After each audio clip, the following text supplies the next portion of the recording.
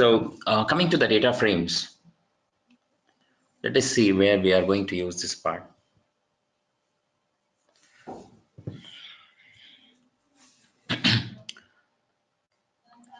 Did we discuss this data frames yesterday? No, right? Did we discuss this one, guys? Yesterday?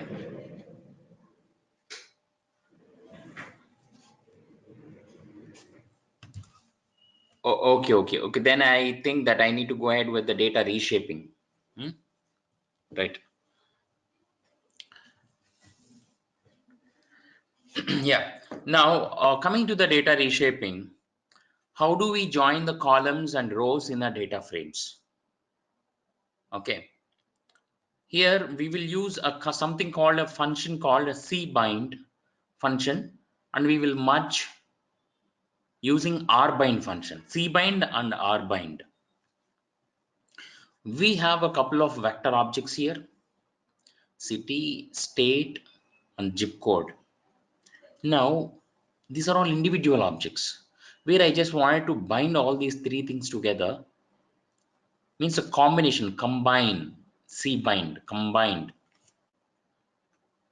Okay, I'm combining three vectors and I just wanted to print all these things, three things together.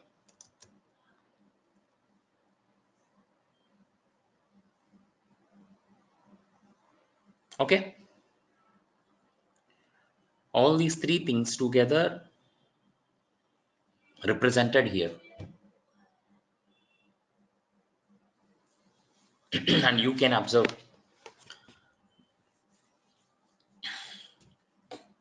how it went on. Now, I just wanted to add a new address to the existing one. New address data.frame. I have added city, state, zip code, and all stuff, and I just want to print the new address again here.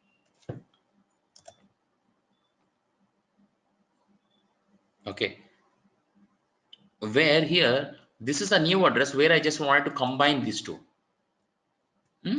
Where I can use something called an rbind, merging two different stuff. Okay, all dot addresses rbind will give me the combined stuff. Okay, so this is how that we can do the reshaping of the data. Apart from that one, we have something another example also.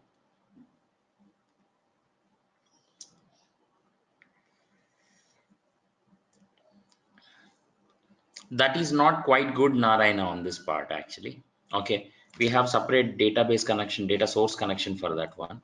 We can do apply any join condition, something like that on that. Okay, it is not, yeah. So here you can take a look. We have some data, okay, on Pima, Indian woman, about diabetes. Okay, merging the data frames, we are going to consider the data sets about the diabetes in Pima, Indian woman, available in the library names mass.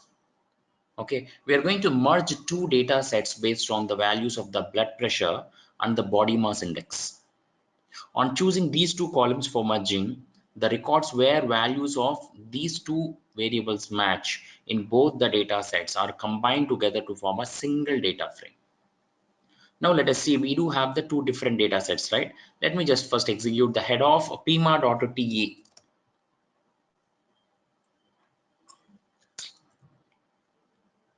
It's loading the library mass.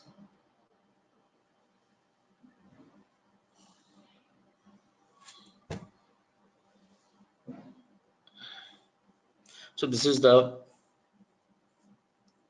pima.t, skin, BMI, age, type, all these things are there. So I just want to show you the .tr. This is another data set. This is another set of data. Okay, where we wanted to combine both of these two things together. X represents T, Y represents TR. Okay, where I'm trying to merge using the merge function. Okay, now let me just print the merged Pima. Look, I have the merged stuff here. Merged stuff has given us some very detailed information about the X and Y.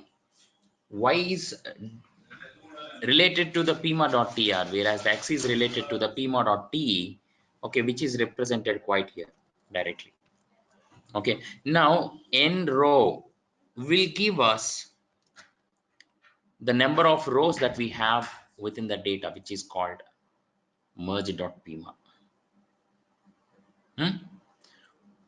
Now, did you understand how we merged the data between the two different data sets that we do have? Understand all of you? Hmm?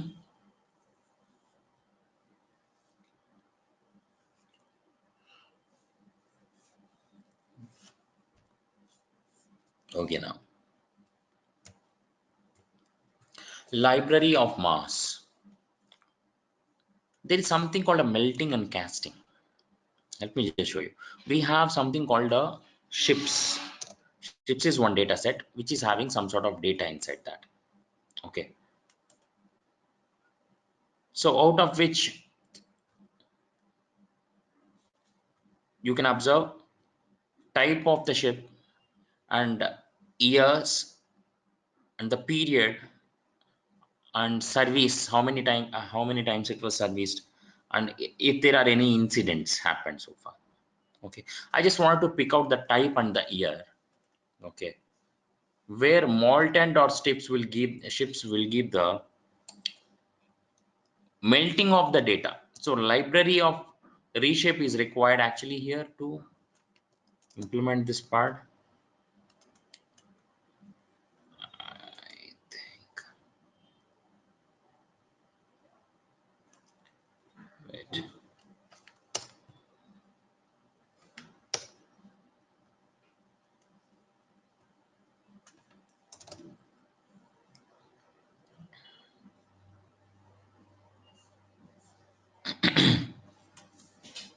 Otherwise, this is giving a lot of data.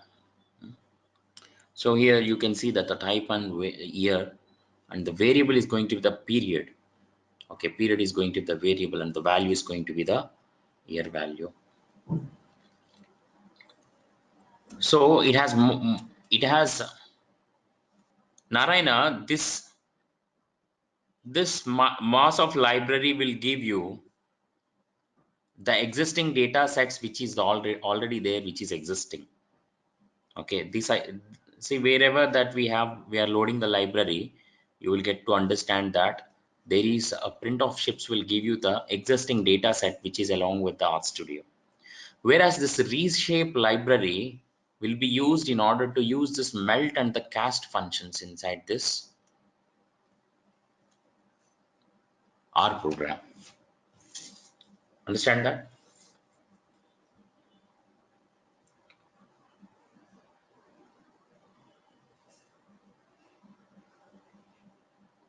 What else you are asking about? Main?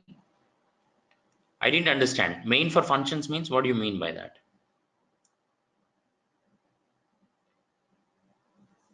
No, no, no. See, no function is user created actually here. Everything is default. If you wanted to use the melt function, see, for example, let me say one thing to you that I haven't used the library reshape. Okay, if I'm going to use the melt, it will directly kick you with error. Okay, let me just show you that. No, 1 second. It's not. See, take a look at this one. It will clearly show you that error. Attaching package reshape. The following objects are masked from TDR and dplyr and matrix. They require internally. Yeah, obviously, without any libraries, we can't use any function. We can't use any function. Whenever, even if you wanted to implement any function without knowing from which library that comes from, the R Studio will, not only R Studio, even in the regular R installation also, will show you directly, very clearly, that a particular package is required. You can directly, immediately go ahead and do the installation of that package and then load the library by using the command library of that particular package name, library name, okay, whatever it is. So this, hence, earlier it was quoted by double quotation marks, hence this library was not added, okay, and hence I have removed those double quotations and I have re-executed this part, okay. So what happens when you wanted to reshape this data? We have a melt and cast are two different types of functions that we do have with us, okay. So basically, when you melt the data, each and every row, okay, when you are melting the data, each and every row is a unique id variable combination kind of stuff, okay. It will generate something just like a id variable, unique id and a variable combination. Whereas when you are casting the melted data, casting means, by the words itself, by the nomenclature itself, we can clearly understand melt and cast, okay.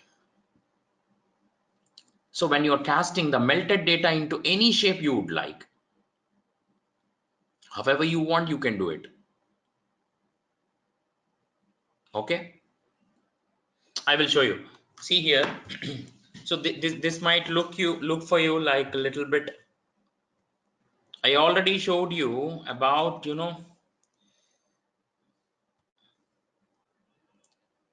libraries or documentation will show you. There are a lot, many thousands of libraries. You can't get the libraries list actually. It is very difficult. That's why you are learning here. Okay. So most of the time, whenever you see top 5 packages, you can see, you can take a look at the top 5 packages. What are all they? So you can see indexed packages, how many indexed functions. There are 16,000 indexed packages in the R programming language right now. And how many indexed functions are there? 23 lakh around. Understand?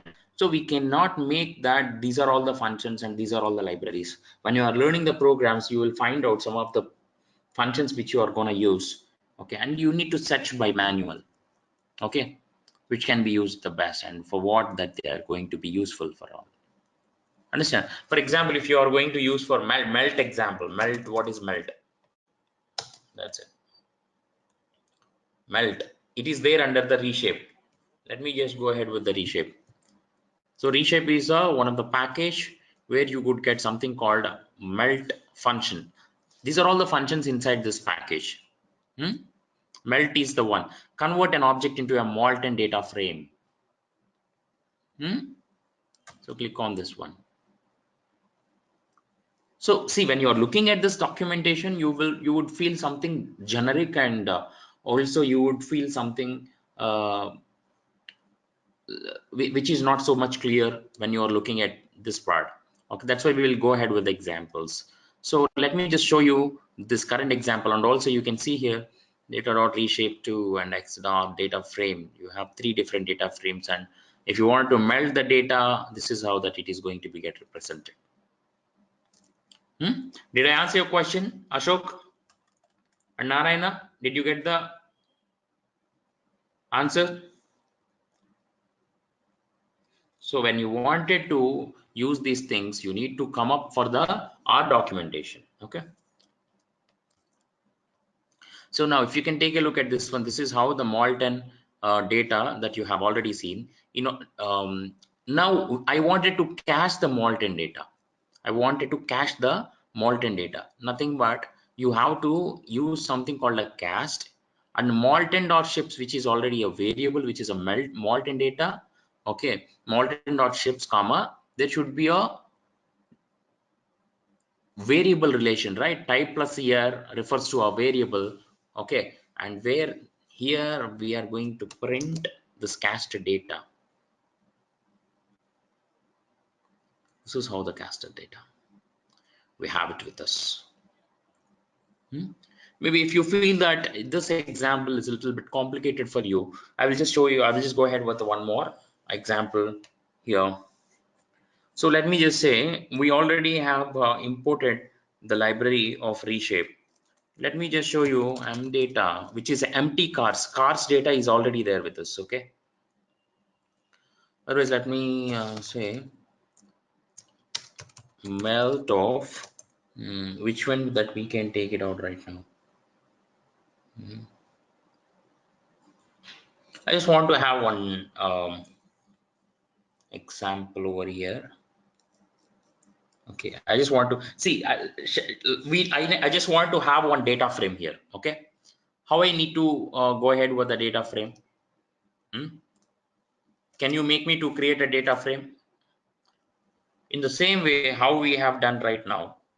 Okay, where we have converted entirely into one particular data frame. I just want to create the same kind right now here with a small changes. Hmm?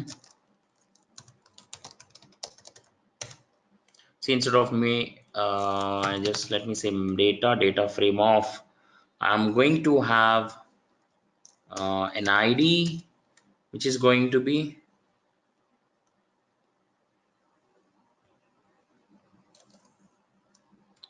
1 comma 1 comma 2 comma 2. Okay, and next I'm going with the time which is going to be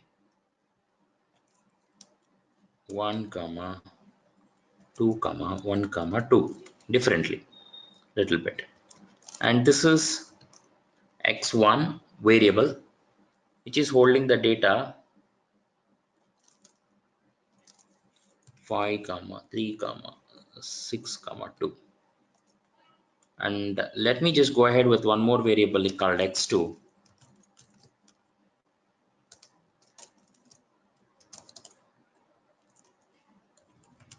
All these things are vectors actually. 5 comma 1 comma 4. Now I just want to print this data frame, print of data.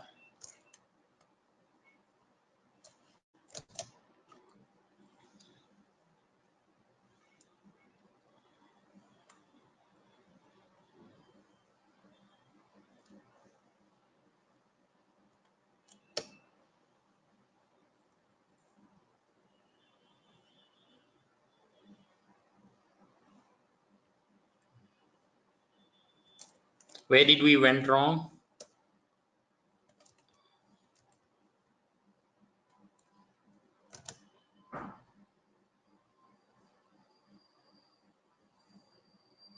Somewhere I have given a extra one, hence it is not showing up, something like this. You can see this is how the data is represented, right or wrong? ID time x1 x2.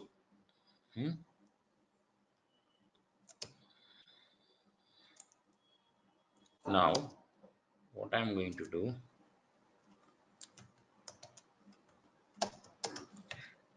I wanted to import the library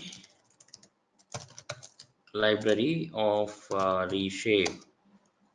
Okay, and now I want to go ahead with data melt of my data. I just want to melt this my data. By what? How I just wanted this to melted? By ID and time. By ID, comma, time. This is how that I just want to make this. So hence error, what happened? My data, data, right?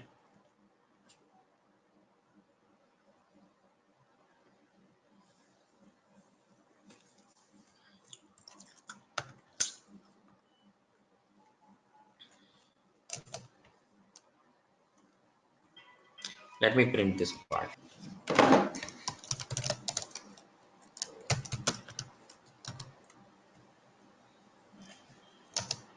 So this is the molten data. Okay.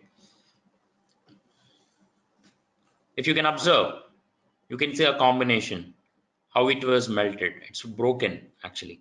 Okay. And by the variable x1, x1, x1, and x2, x2, x2 individually by ID and by time. Did you understand till here? All of you, did you understand till here? Melting the data?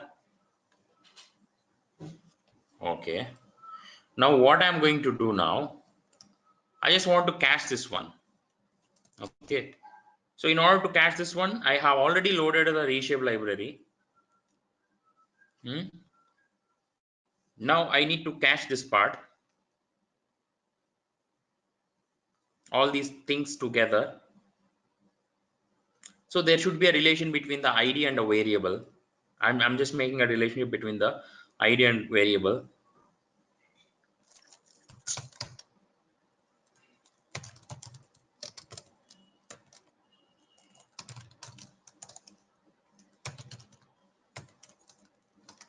Now ID, and in order to make a relation, it is the tilde function which you need to use. Variable, comma,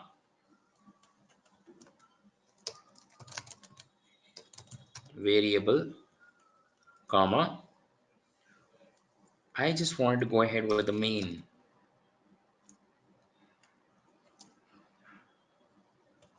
And then time of the means, just want to go ahead with cast of mdata, same thing. Instead of ID, I want to go ahead with the time. That's it.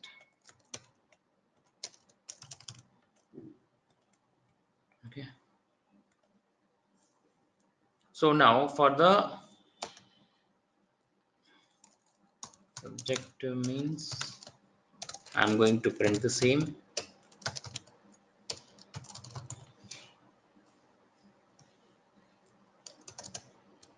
This is the time means.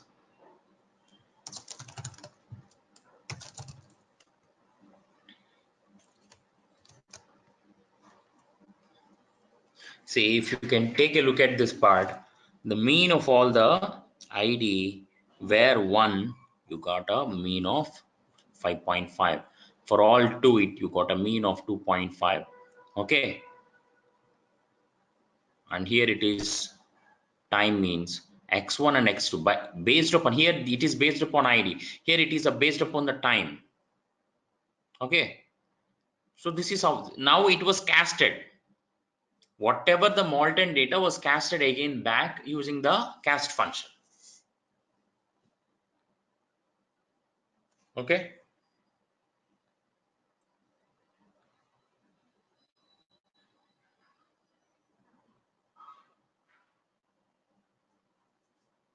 Any questions so far? Yes, exactly.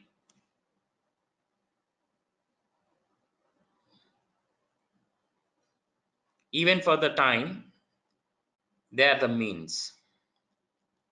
Okay. Same thing for both of them. Okay. The only thing that we have done is a relation between the ID and the variable in the first concept, and in the next one we have associated the time with the variable.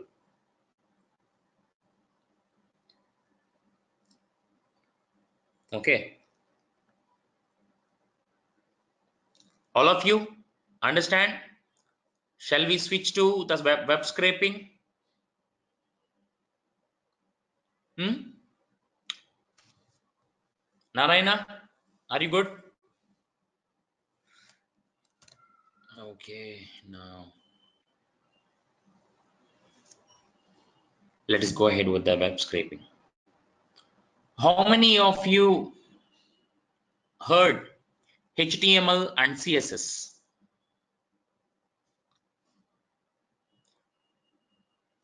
Anusha, Arun, Sunil, Suresh? Please answer. How many of you heard about HTML and CSS?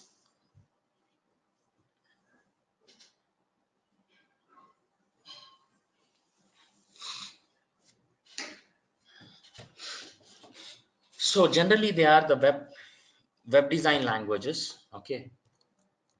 So let me just explain you about the how web scraping, how it works and all. So guys, by using this part, this web scraping kind of stuff, Google will crawl all the websites in the world. Okay, just using this program, it will crawl all the websites and it will decide the ranking of all the websites in the world. That's why whenever you go ahead and search for something, all the listed websites have its own ranking within the Google, which needs to be shown first. It's all because of based upon the web scrapings. Okay, let us keep that one apart first of all. So see, web scraping can be done only through the browser, right? Why? Because all the websites can be accessed only through the browser. Browser will understand only the HTML language, nothing else. HTML language will be understood by the browser. So that's why even it will have a protocol. Okay, protocol means how we are communicating together in the language, English language. Okay, what is the protocol it is being used? Or voice. In the same way, we have a protocol which is a HTTP. Okay, hypertext transfer protocol. Okay, if we don't have this protocol, we can't even access any web portal. And CSS means cascade style sheets, where you will have different styles of data which is representing in the HTML. Okay, each and every style of the data will be represented with a class. That class name would be defined in the HTML. Okay, all of you understood till here?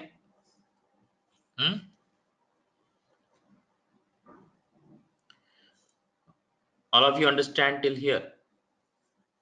Here in our program, we are going to use something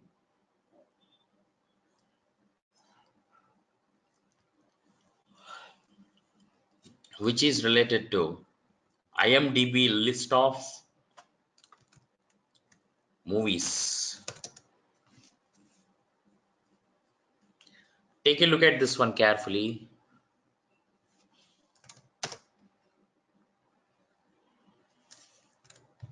What happened?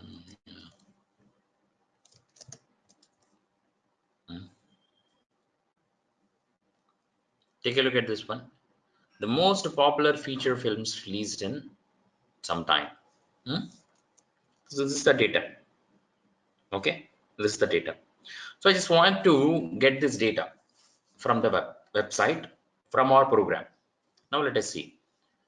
In order to use this part, we have something called rwest package. Rwest package and XML2 is the libraries or both of the libraries that we need to have in place. Okay. So I have imported the same libraries over here as per my requirement.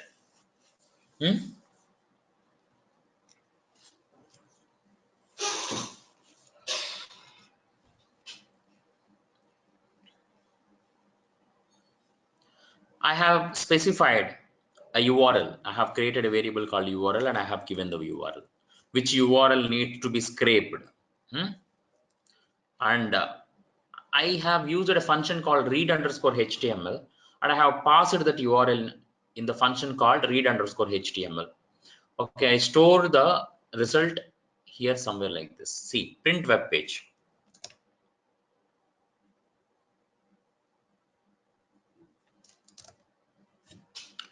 Okay, wait, let me just. Okay, you should be able to see the web page code in the background. How could this get this code actually? This code is none other than, for example, if I say right click and if I say view page source, you will get the same code what you have seen in the, see, this is the one. Got it, all of you? So how to scrape the stuff with the CSS selectors? We have something called a HTML and underscore nodes, where text hyphen primary, this is something a function actually. This is a class. This is not a function, this is a class. How do you get this class? We need to get it only from here. See, identify this one, where exactly it is. You don't find anywhere here. See, and I'm clicking on this one, you don't find anywhere here. Remove the dot and you could see somewhere here. Okay, under which you can see the title names. Okay, all of you, which you need to represent in a dot. In the web page, you need to search for a class, okay, which is a CSS selector that is represented with the dot, okay, from which the HTML nodes could be identified, and then convert the ranking data to the text. Okay, HTML underscore text is the function where you could use in order to retrieve only the text. So now let me show you the ranked data.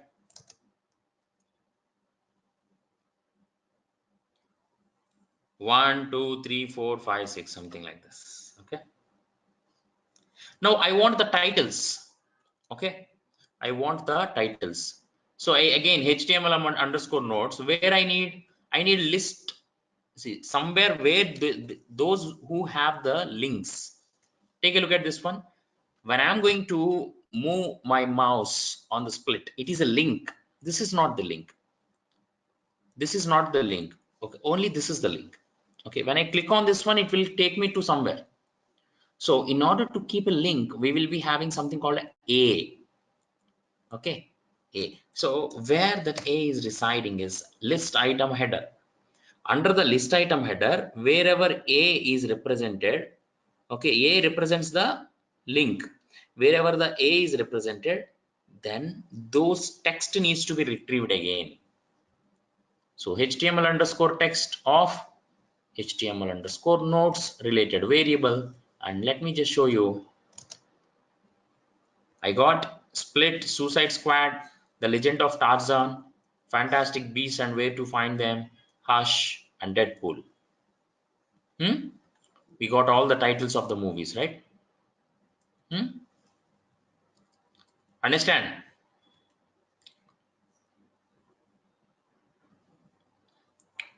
The main thing is to identify the proper class names over here. If you identify the class names directly, you can do very well. How many of you know about the OK Google? Have you ever used the OK Google?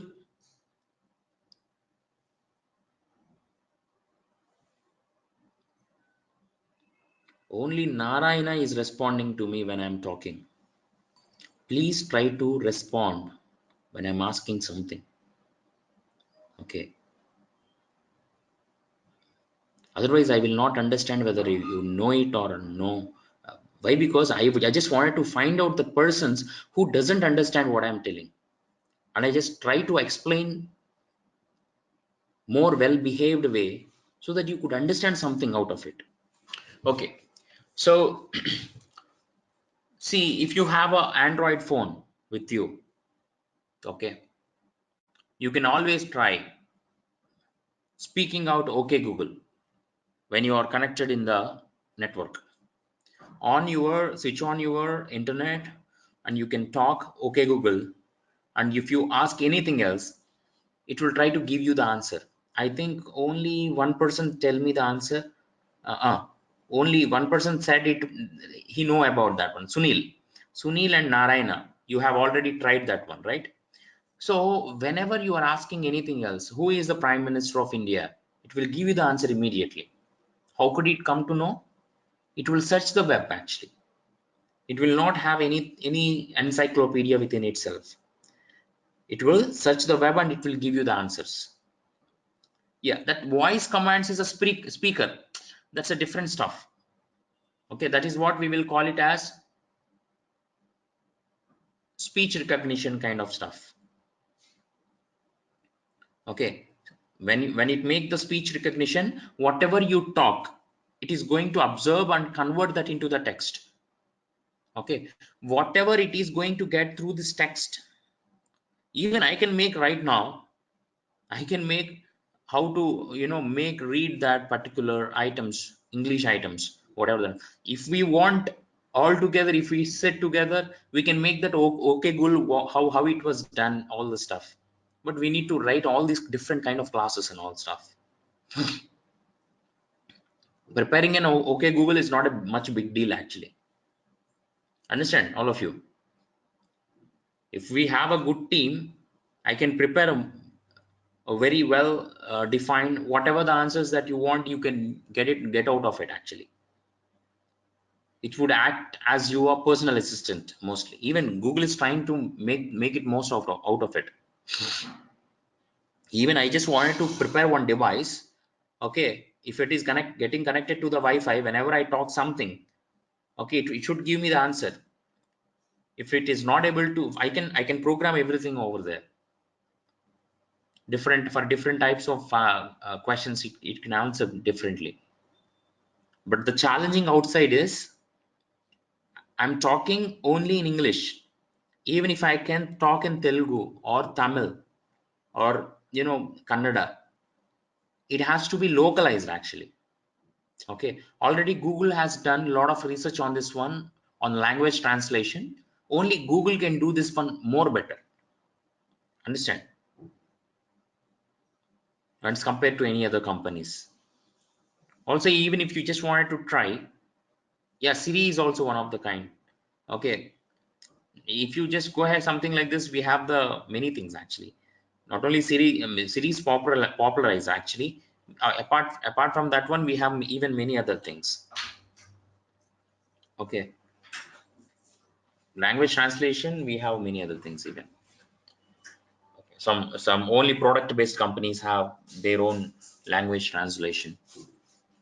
We have many other things. Okay, anyhow, coming back here. So I just want to show you the description. Okay, even for description, we have certain CSS classes.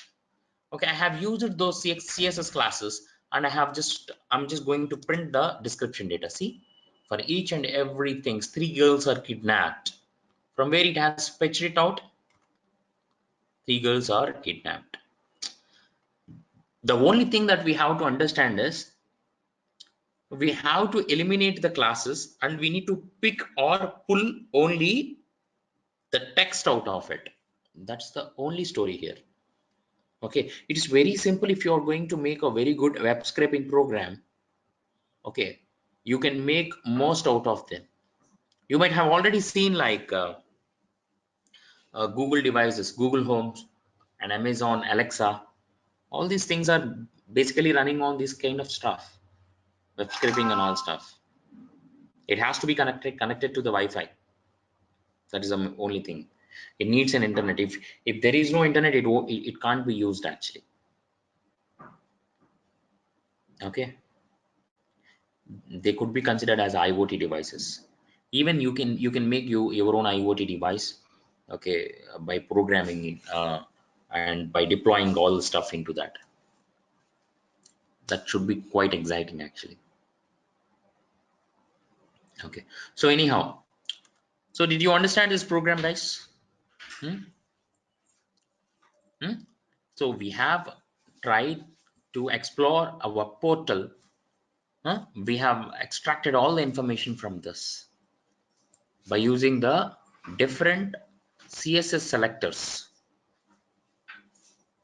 Okay, understand all of you.